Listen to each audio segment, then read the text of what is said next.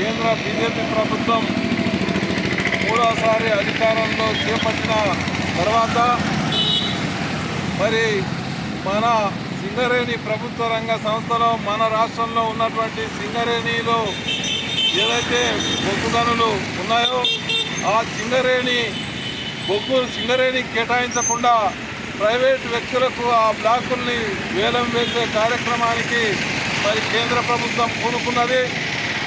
ఈ ప్రభుత్వానికి గతంలో 2 సార్లు అధికారంలోకి వచ్చిన తర్వాత ఈ ప్రభుత్వానికి ఈసారి మరి ఈ ప్రైవేటీకరణ విధానాన్ని నిరసిస్తూ వాళ్ళకు మెజార్టీ తగ్గించినప్పటికీ మళ్ళీ అదే కార్పొరేట్లకు మేలు చేకూర్చే పద్ధతుల్లో ఈరోజు ముందుకు పోతూ ఉన్నది. మరి దీన్నంతా సిపిఎం పార్టీ ఈరోజు నిరసిస్తూ రాష్ట్ర వ్యాప్తంగా ఈ కార్యక్రమాన్ని చేయడం అనేది జరుగుతూ ఉంది.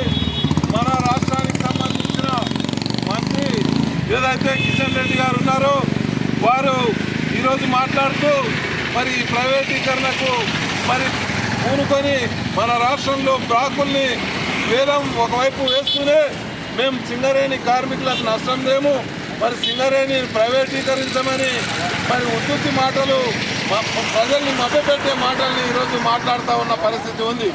కాబట్టి ఈరోజు ఈ వేలం పాట వాడడం అని అంటేనే మన సింగరేణికి నష్టం చేసే కార్యక్రమం, అట్లాగే ప్రైవేటీకరణని ఊపుగా ముందుకు తీసుకెళ్లే కార్యక్రమం. ఇట్లాంటి ప్రైవేటీకరణకు విధానాలకు వ్యతిరేకంగా ప్రజలందరూ కూడా ముందుకు రావాల్సిన అవసరం ఉంది. బీజేపీ ప్రభుత్వ మోసపూరిత విధానాల్ని ప్రజల్ని మరి ఈరోజు కార్పొరేట్లకు ప్రజల సంపదనంతా ప్రజల ఆస్తులంతా కార్పొరేట్లకు కట్టబెట్టే విధానాలతో ముందుకు పోతున్న బీజేపీ ప్రభుత్వాన్ని మనం నిలదీయాల్సిన పరిస్థితి ముందుకు వస్తూ ఉంది. కాబట్టి ఈరోజు మూడోసారి అధికారంలోకి వచ్చిన మోడీ తన విధానాల్ని మార్చుకోవాల్సిన అవసరం ఉంది.